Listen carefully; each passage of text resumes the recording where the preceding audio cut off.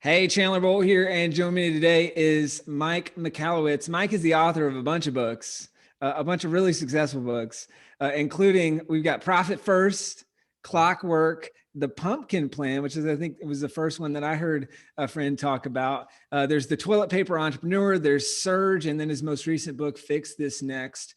He's also the founder of multiple companies, and we were talking about before this interview, masterful at using books to not only start companies, but then grow companies beyond six figures, continually bring in what we always talk about, lead sales and referrals for that business, and then installing someone to run that business and going and doing it again and again and again. So just really, really talented at that. That's what we'll be diving into in this interview.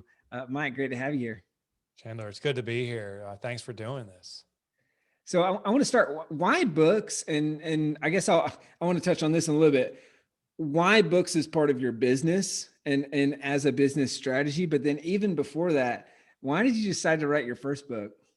So I've been an entrepreneur my entire life. I mean, my entire adult life, ever since college, I've been running businesses, and I never aspired or dreamed of being an entrepreneur, let alone being an author.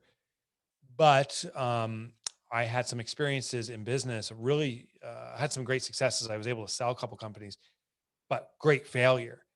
And I remember sitting down one day after this massive calamity I had, and I had to restart my life effectively and just writing down everything I didn't know about business. And it went on for page after page after page. And I started saying, is there a better way? Does profitability, is it really generated at the very end, or couldn't profit be extracted first? And I started asking these questions, and it became research, which then became articles. I wrote for the Wall Street Journal for a while, wrote these articles, and they became books. I realized I had this inner dream of being an author, but always saw it as one of those situations like, if I had enough money that I didn't have to worry about money, one day, if I had all the money in the world, I'd become an author.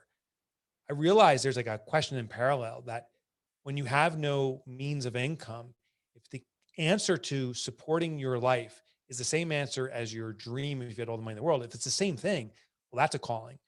And so 13, 14 years ago, I said to myself, I got nothing. I'm restarting. I really want to be an author. And I think I can make revenue doing this.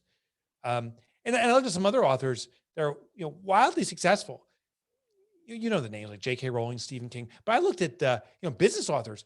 Tim Ferriss, I actually ran into one day. And I'll tell you one thing about writing books.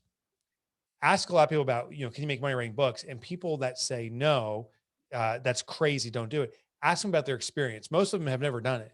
When I asked Tim Ferriss, like, can you make money writing books? He's like, are you kidding me? You can become a millionaire writing books. And so he had the lessons I wanted to learn. And so that's when I decided I'm going to go all in being an author. So I've been an author for 13 years now. It's my full-time endeavor. I have spawned many businesses from it. I'm a shareholder in those businesses, but I'm an author. That's my primary vocation. I see.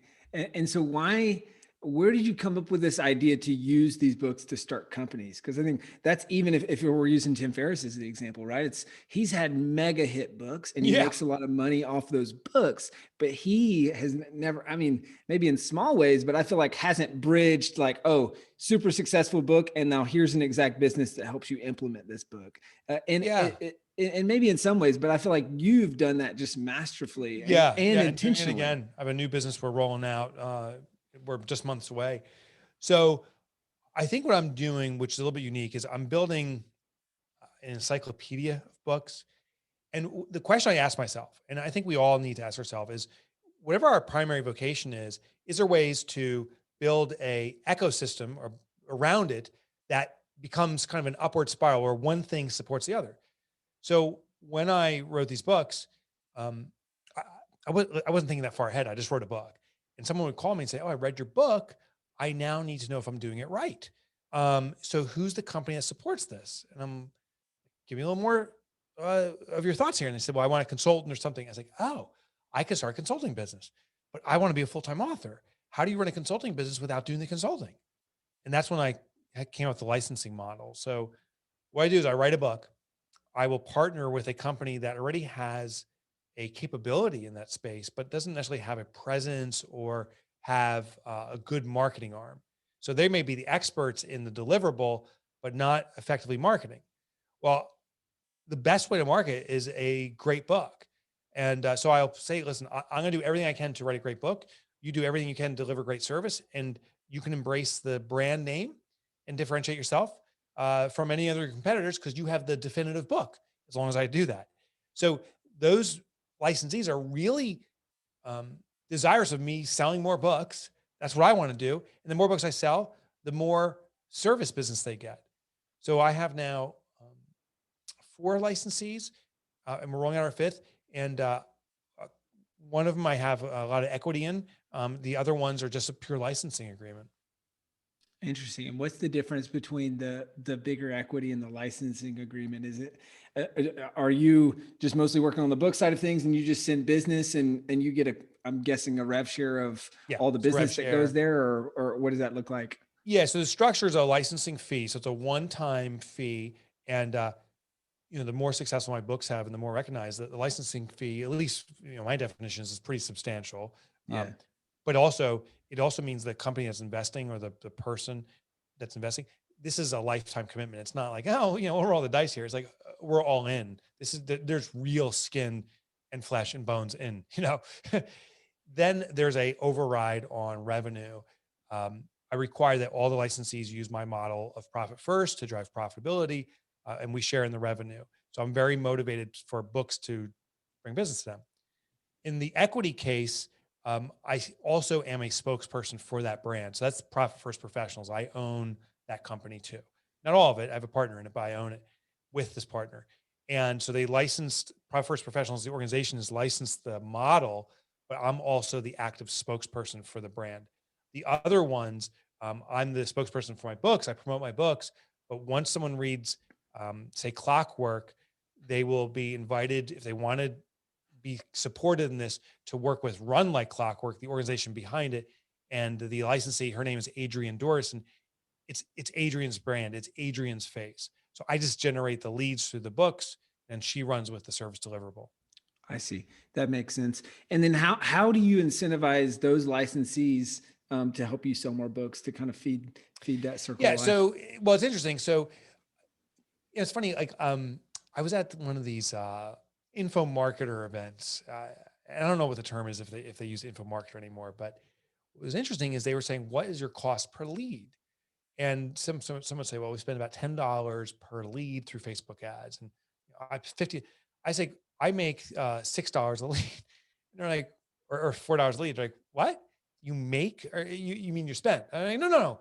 When someone buys a book, the net is $3.50 in royalties. Plus there's some of these little mini upsells. So I'm netting $4 per lead coming in. Well, now, once we had that lead coming in, I turn them over to my licensees, and the licensees introduces them to the full service suite.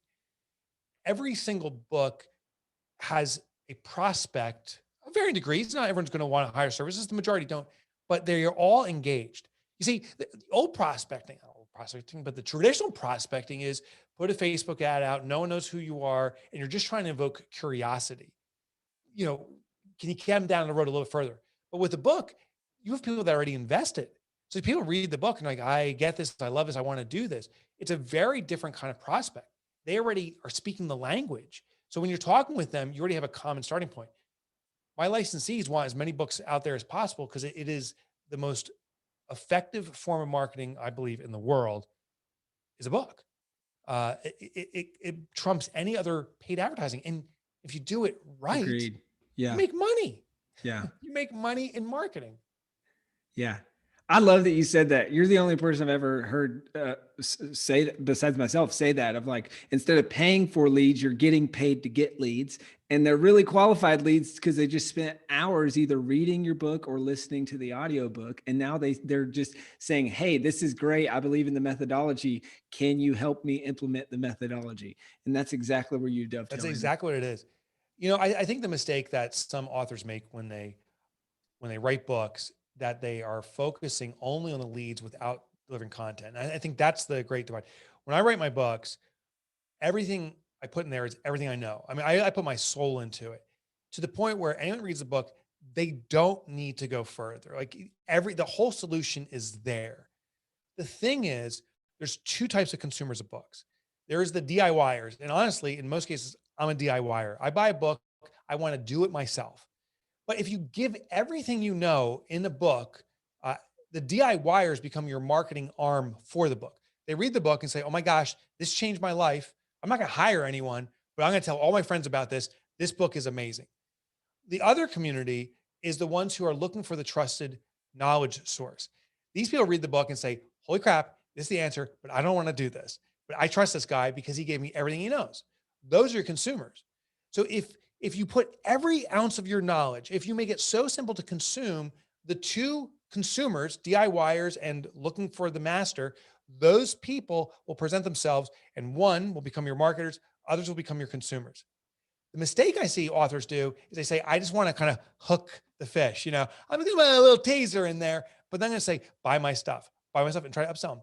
The DIYers don't trust you because they can't do it themselves. So they don't promote your book. So it crushes your marketing. The people who want to know that you're the knowledge source say, this person seems almost like a charlatan. They're not sharing the knowledge. I don't know if I trust them. So you have to give it all away. And it's funny. I yelled this from the mountaintops, and yet so few authors believe me. They're like, no. I'm just gonna give away just enough because it's a glorified marketing piece that I'm gonna hook them in. And it fails over and over. I agree. Give away all your best stuff for free and people will pay you to tell it to them again. Right? Exactly. And the honest they'll thing read it and they need more help. Right. They just want to know they're doing it right. And you don't need to trick them. You don't need to overwhelm. Give them everything. And they'll say, I just want to make sure I'm doing it right. I want your personal guidance. Yeah. Cool. Hey, how do you motivate individual licensees to or kind of with all these different, how do you tie all together all these businesses on the back end, even though they're ran by individuals? And so, where it really sounds like people could work with multiple people, like how do you kind of navigate that? Yeah. So we have licensee meetings once a quarter. We get together and say, here's kind of the state of affairs of our biosphere. And there is an exchange of opportunities. There are some people, some consumers who say, they're the fanboys, they're like, whatever Mike does, I love his stuff. I'm just going to consume it. And I'm honored. I mean, I love that community. I think they're not considering what their business necessarily needs. They're just fanboying, which is awesome because I feel that our licensees are at an excellent standard. So they will be served no matter what. So there's people that's ping pong between each one. So one of our licensees will say, Joanne Smith just called me up, and then the other licensee is like, oh, we had her last week. So there's a transfer of knowledge about how to give this client an exceptional experience. Then you have people that are very strategic. They come in they say, listen, I have a problem with business efficiency. I read Mike's book on clockwork. I'm now working with Run Like Clockwork. Now we've mastered this. We want to master profitability or organic growth. So if it's organic growth, Adrian, the licensee of Clockwork, will call Donna, the licensee of the Pumpkin Plan, and say, we have someone that wants organic growth. Why don't you throw her in? So they start referring opportunities to each other. The interesting thing we don't do is there's no monetary exchange of licensees. It's not like, hey, if you throw me someone, I'm an affiliate to you. It kind of muckies the water, I feel. And maybe in the future we'll bring it out. Maybe we get some more clarity. But for now, it's just these referrals. And each licensee is very motivated to provide excellent service and expects excellent service from someone else because it kind of keeps elevating or lifting up everybody, That's smart. I like that. The natural question I'm sure you get asked this. I'm curious. People probably ask, why do the licensee model versus just spinning off and running all these businesses yourself on the back end? And you could, and that felt tempting to me until I said, I really just want to be the world's best at one thing. I just want to be a great author. I want to do everything, every hour I can to be an extraordinary author. I was writing today. Actually, I was just writing a few minutes ago. I'll be writing again tonight. And I believe excellence is in extraordinary effort. I think if I ran all these businesses or was involved in some capacity, I'd actually start diluting their ability to be excellent. Adrian and Donna and Justin, Ron, they're all the ones running the different divisions. All of Kelsey, they are extraordinary at running what they run. And they've elevated the business quality. I just know, even though my ego is like, I should own all these things. It feels good for my ego. I know I would dilute their ability. That's great. I love that. And I love that you give people permission to stick to one thing, because I think it's a mistake that so many people make is they try, jack of all trades, master of none. You Yeah. try to do a bunch of things and you end up doing a lot of things not well, but Yeah. your commitment to being best in the world at one thing, that thing is being an author, and that thing feeds the entire ecosystem that helps the ecosystem grow, which is the highest, best use of your time. Which Being an author is freaking hard. I'll tell you, being in anything is freaking hard when you really dig into it. So, in our industry of authors, there's, I don't know, 10,000 new manuscripts released every day in the nonfiction space or something. It's ridiculous. But I think of all because it's so easy to put text into a PDF, but to really be in the Olympic level of authorship, and I'm not even saying I'm there. That's what I'm trying to compete to get to that level. Those authors have put extraordinary effort into their talent. And it's that last 1 or 2% of authorship where mastery is achieved. I know if I don't give myself the shot of spending that much time every day in getting there, I'll never get there. And that's a dream I have for myself, to be the Olympic level. You got to focus to be world-class at the thing that you're trying to be world-class at. Love that. So I want to transition a little bit to book marketing. Obviously this is what feeds the machine, and this is what you spend a lot of time on. I want to unpack in just a little bit kind of the different marketing approaches and things like that. But I figure we start with profit first, which from an outsider's perspective, without knowing under the hood the numbers, seems to be the most successful book that you have. By far. Yeah. How many copies of that book have you sold roughly? Why do you think that book has been so much more successful than some of the other books? Yeah. And I'll give you the numbers, why the most successful?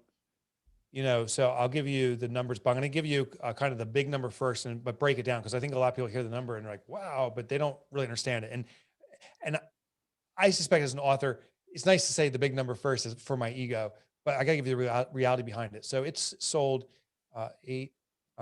I'm thinking real quick, 365, about 700,000 copies. Now and that's true, but let me explain that.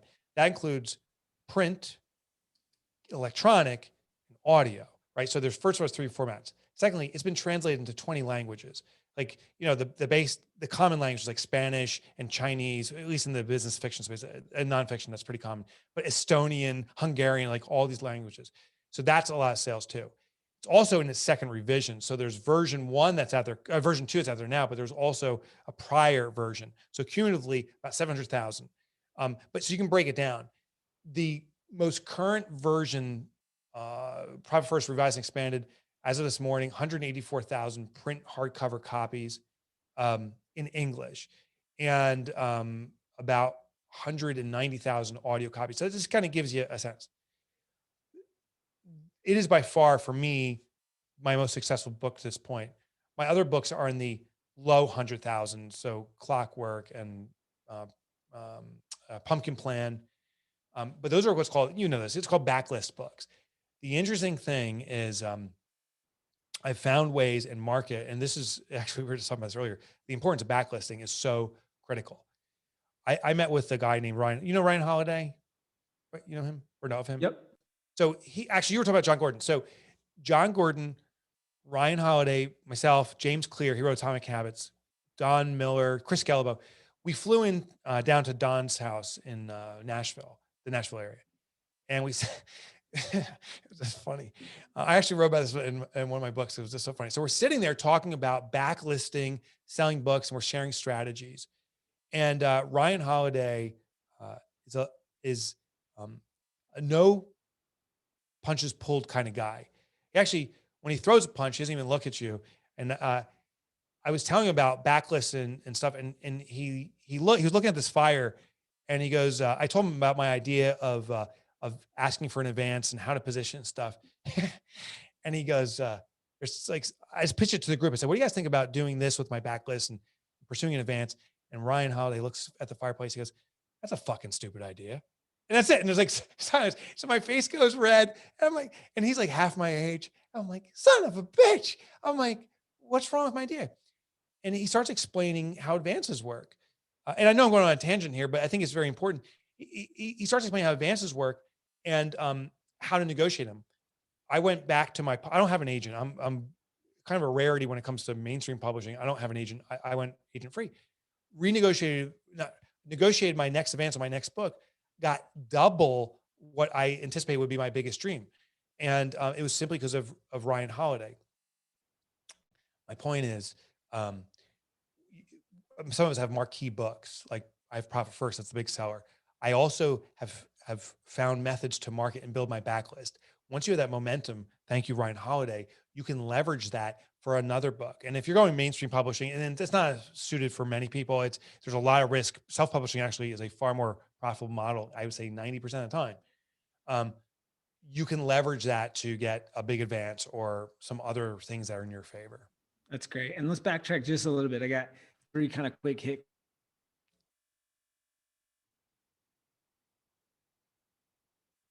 And then what did you do to double your advance with that next book when you went back and renegotiated? So for some reason we cut out, but I heard the double advance, so I can talk about that and then you can repeat what you asked.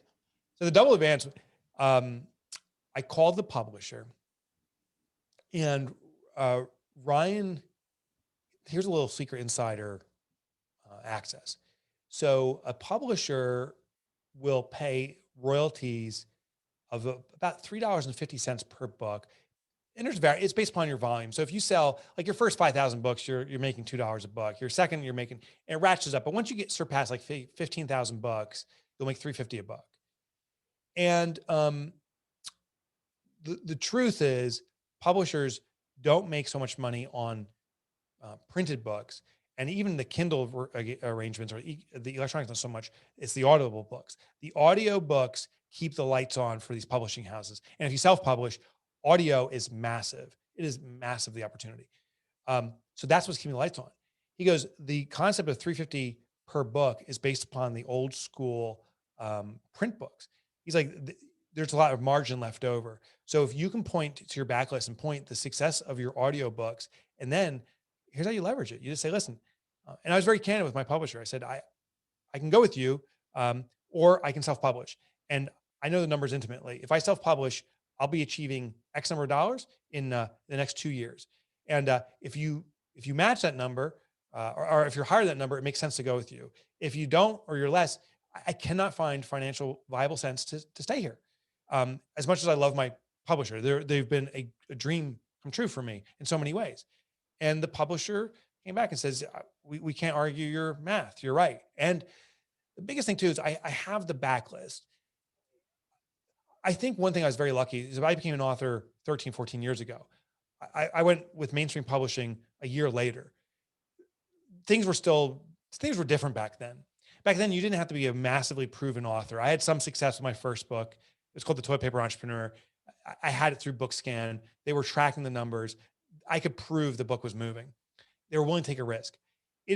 Today is much harder to get in. I mean, really hard to get into the publisher. If you're an unknown and you don't have a book already out there, they don't want you. But how do you get a book out there if they don't want you? Self-publishing is the route. Yeah. And negotiating advances is becoming tougher and tougher. You got to prove you're going to make these numbers. And the only way to really prove it is to have a track record with them. So it's hard to get as an unknown to come in and get a big advance first go around. It happens. You may have a remarkable story. You may have a system or that people love. You may have landed an airplane on the Hudson.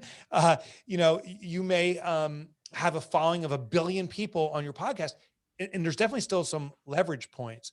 It's just much harder today. That makes sense. So to follow up the two, I think where we cut out, why no agent? That's interesting. And then for those that aren't familiar with the term, what's a backlist? Yeah. Okay. So no agent, agents take 15% of your income. I had an agent for one book, and I did all the work. Ends up, it wasn't really a great agent. They didn't really know the industry. The idea of an agent is they bring you to auction, and that's where the opportunity is. They'll say, here's the idea, the concept, and they'll go to the main publishing houses and say, who's going to pay the most for this? The agent has the connections and the access to this, so they get you in very quickly. Well, I self-published. The Toilet Paper Entrepreneur, my first book, was a self-published book. And so when I spoke with my current publisher, it's Penguin Books, by the way. Now it's Penguin Random House. They acquired Random House. Soon, I think they're acquiring Simon Schuster too. It's Juggernaut Penguin. But when I spoke with them, they said, hey, we saw your success with Toilet Paper Entrepreneur. We'd like to do the next book with you. I was talking with the editor there, who wanted to acquire the books and talk with the publisher themselves. The publisher, it gets a little confusing. There's a publishing company, but the publisher is like the president of the division. So the editor was talking with the publisher, said, we'd like to buy your book. I went to an agent then because I'm like, I assume I have an agent. And the agent did basically nothing. She's like, well, you already got the deal, so we'll see what we can do. And then she started taking a 15% slice of everything. So it's like, I got a better system. I terminated the agent. I prepared my next book. I called my publisher, but before I called him, I called every friend I have that has published books under an agent. I said, hey, I'll share my contract with you. Would you share your contract with me? I had my lawyer for $300 just look at each contract line by line, and I said, wherever their situation is better, put that in my contract. Wherever my situation is better, leave it as is and tell them they can get more. So I'm helping my friends here with their contracts, and I learned line by line what makes an excellent contract. A big part of the agent's role. The other parts of negotiations. I already had this relationship, and I know the leverage point is self-publishing. Because I already self-published, I know how that works. I'm comfortable with it. I will gladly self-publish. So I had the leverage, I had the contract negotiations, and now I have 15% more. And when you're making, I don't want to share the numbers, but say 10,000 a month in royalties, 1,500 coming out for someone that's sitting on the sideline doesn't feel so good. That's a big difference. Yeah. And backlist, can you explain that concept? Oh, a backlist is once your book is published and in the market for a period of time, it goes into what's called backlist. Backlist means it's no longer actively being promoted. And honestly, publishers really don't do much promotion, but no longer actively being promoted by a publisher or a primary concern of theirs. My editor alone churns out 10, 15 books a year. I'm on his mind maybe for 4 weeks cumulatively of any year, and then it's off his plate. For me, while the books are always important, the publisher, the importance wanes very quickly. Then it goes into what's called backlist. Backlist means it's not important to them, but if a backlist sells, it means they are putting no active effort in, but getting money. So a backlist book means they're basically printing money. Most books in fiction and nonfiction don't achieve significant backlist status, meaning there's a launch, there's a push, the publisher pushing, you, the author, pushing really hard on launch day, and then 6 months later, the book is never to be heard again. That's a book that's no longer successful backlisting. But a backlisting book that continues to sell or amplifies, that catches the publisher's attention because all they do is sit back and money's coming in. That's what they want. I've been able to grow my backlists consistently, which is just not that typical. Therefore, my publisher notices, and it gives me more leverage to negotiate more deals. Yep, that's great, and that's why you alluded to this a little bit ago. So and so buying this publisher, buying this publisher, buying this publisher, which I know this is they're always they're acquiring these companies for the backlist and the publishers for the backlist, right? That's where all the profit is, and it's a stable, predictable source of income and an acquisition. Mike, let's chat book launch and book sales a little bit more. You talked about 700,000 copies of Profit First in 3 different formats in 20 languages. What sold the most copies, would you say, of that book specifically? And I just want to make a mental note. I want to share something about what I think Penguin's next move is. Not that I have any insider access, but I think there's a reason they're doing all these acquisitions. So what sold the most copies has been Audible, the audio edition. 51% of my sales are audio. Let me take it back. 45% or so are audio. 41 to 42% are hardcover. And then the difference, which is, say 7%, whatever, is Kindle. I think that's atypical. I've talked to some other authors, and it's usually the print version. Print's still very successful, beats the audio, but the audio is most profitable. So what I did was make an extra effort to move as much audio as possible. Oh, interesting. So I found some strategies to do that. Yeah. What were those? Well, first of all, when someone buys one version, they have a propensity to buy a second. So if they buy audio, they have a propensity to buy a print version to run in parallel if they really like your book. So just encourage them. In the print book, say, hey, if you're enjoying this book, why don't you hear me speak it with you, or to you. The second thing is if they're listening to audio, say, if you haven't read the book, you can follow along and highlight. So First of all, that encourages multiple sales. The other thing is every author should read their own book.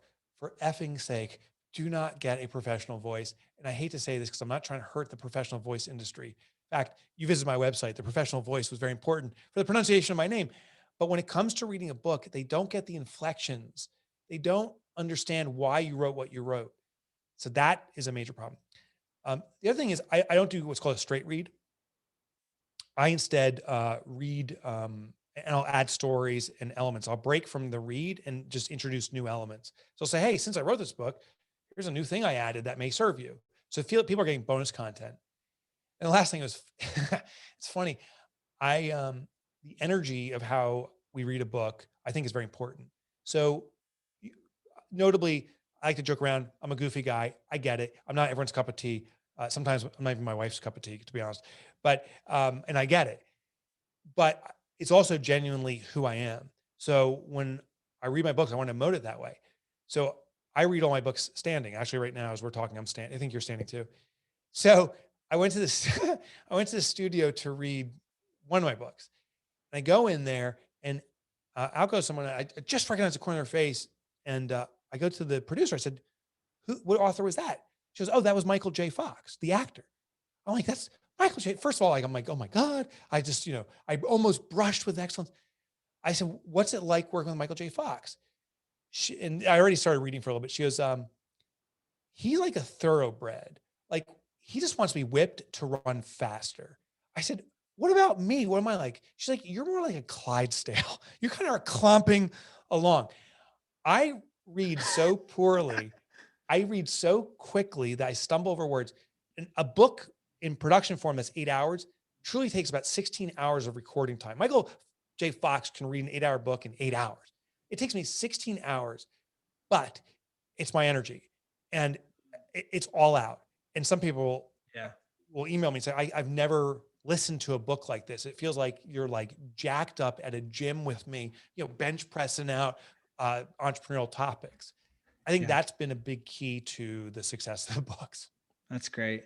And the stand-up desk is a great hack because it keeps your energy consistent kind of throughout the entire read. What about outside of that, Mike? What do you do either during launch or post launch from like a marketing channels perspective, or like what do you do that you've seen move the most copies of books, whether it's profit first, clockwork, fix this next? So in the launch, what moves the most books clearly is this having your own list. So I actively build my list. Anyone that reads any one of my books, I'm inviting to get resources, to give them free content, invite them to join my list, constantly capture emails. And who knows, in the future, maybe it's not emails, maybe it's cell numbers, maybe some other form of communication that's coming about, but constantly capture the primary form of communication. Email, I know, is saturated, but it's still the most effective way. If I send out an email blast right now about a new book I've coming out, I likely will move in the few hours, 500 to 1,000 copies of book, which in the nonfiction space, that's a pretty substantial amount of books. And I have some contemporaries. I'm friends with Don Miller, some other folks. They'll move 5,000 books just with one email blast. So your email list is significantly important. The second thing is the people that you network with, the influencers.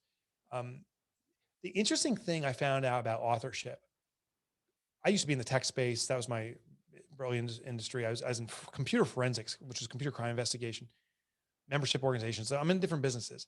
Every business I've been in is competitive, meaning if I'm doing the work, that's better than my competitor doing the work. And if my competitor does it, they're taking opportunity from me. So I want to beat my competitors. The interesting thing about authorship, and it's the only industry I've ever experienced like this, is I want my competitor to sell more books, because if whatever small business expert, if Seth Godin sells another marketing book, he may get more people engaged in reading marketing books, which means more people are reading the books, they'll be inspired to discover other books in the business genre. So the more successful Seth Godin is, for example, it drips over to me and I get a little bit more. So if I support all my contemporaries, I will actually sell more books. So therefore, I am motivated to actively promote my contemporaries. Yeah. And they too, the ones who get it, do the same. So building that network of people say, oh my gosh, we benefit by promoting each other is a big deal. Yeah. that's the two primary things that I do. It's funny. My last promotion, we figured out, no lie, about 100 ways to promote books. It ended up, it was really only 3 or 4 that moved almost all the books. My own list, the influencers. There was a couple other like techniques like bundling books together, sell quantities of like, buy 3, get this, buy 10. That Yeah. actually works. So a few of Nice. those things represent almost all the book sales. That's great. Email list, influencers, bundling. And I love you talked about promoting other authors because you expand the category. And then also the added benefit is you're in the customers also bought on Amazon for books that are selling really well, which you get that flow through traffic. So if you can somehow link your book with other juggernaut books and that first row of the customers also bought, now you're just flowing through a bunch of sales that way too. So, I discovered that by happenstance. I promoted E-Myth by Michael Gerber. I just think it's an amazing book. So I'm like, to my list, hey, this is an amazing book. And what happens is people buy that book, but they also buy your own book at the same time. So you get this frequently bought together. So sure enough, like E-Myth is selling, and all of a sudden I see on his page, it says E-Myth is often bought with Clockwork, which is my book. I'm like, holy cow. And that sustained for quite a few months from one email.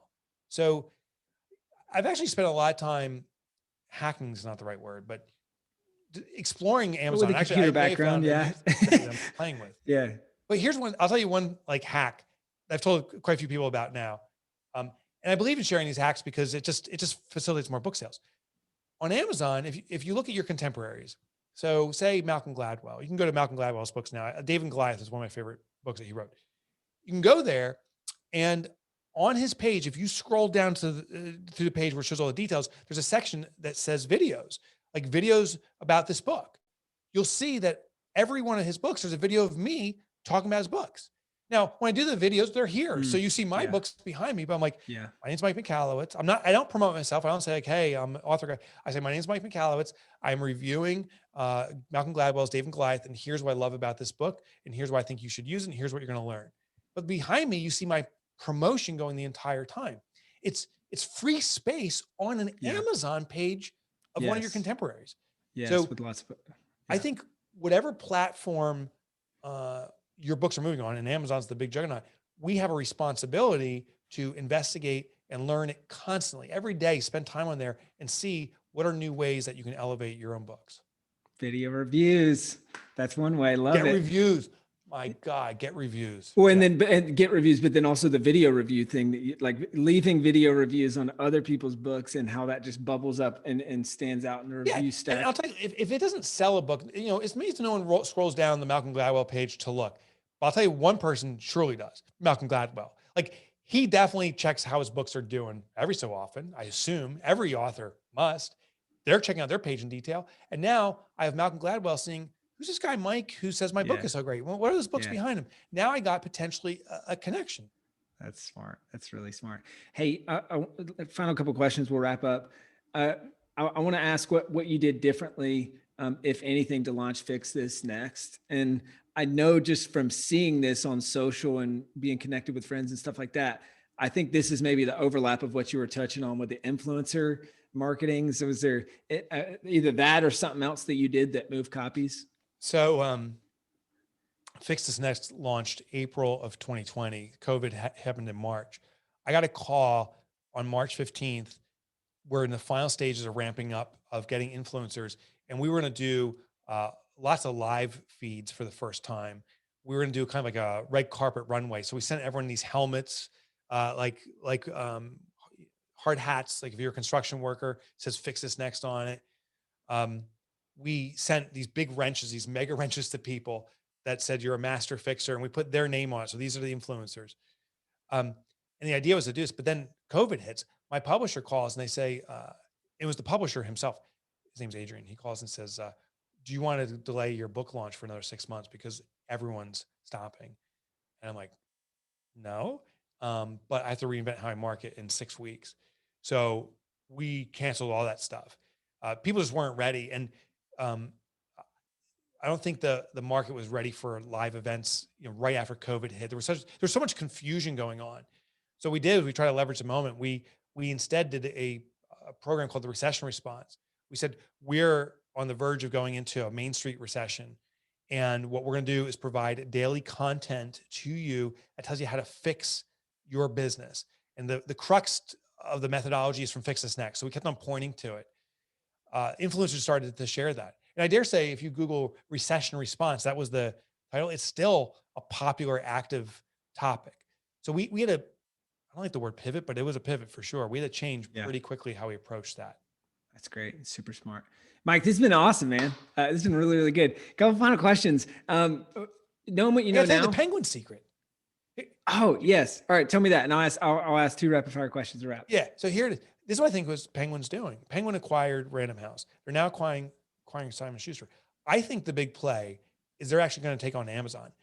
I think the big publishing houses are beholden to Amazon because Amazon has all the books. But as Penguin starts rolling up this backlist, they own, I think now, over 50% of circulated books. If they can get to the 80%, they open their own store and they can undercut and they pull Amazon them off Amazon, you think? I think, what's that? Like, do you think they would do like people do in the music or the movie piece where they would actually pull all their catalog off of Amazon? Oh, exactly. They could pull their catalog off too. Yeah, they could do that. So I think, interesting. But no matter what, they can undercut prices. So I think that's the big play. I don't know. That's my suspicion. Yeah. Interesting. Love that. Knowing what you know now, what would you say to Mike from, 7, 8 years ago, however long it was before you wrote your first book, and the other Mikes that are out there that are about to go on the journey of writing their first book? Use advanced readers. I wish I did that in my first couple of books. Advanced readers is where I have the first draft manuscript, get 20 or 30 people to give critical feedback. What I think is a baby or a gem, some people think really sucks. And so I got this critical feedback in my last 3 books of people saying, no, that makes no sense. That's not, that's insensitive, something you said there or whatever. I think it's funny, like it's insensitive. So I've been able to improve the quality of the books based upon advanced reader feedback. That's been huge. That's great. And that even shows with your reviews. I was looking at reviews on all your books, and that shows. It's like how the books have gotten better over time. That's great. Hey, where can people go to find out more about you, to buy your books, to do business with you, all those things? So this maybe is another marketing hack. It's my name, but no one can spell it. So it's Mike Michalowicz. Here's the hack. It's MikeMotorbike.com. So my nickname was Mike Motorbike. I've never driven a motorcycle. That's the irony, right? MikeMotorbike.com brings you to my site. And I think when you go there too, I'm a big believer in different is better.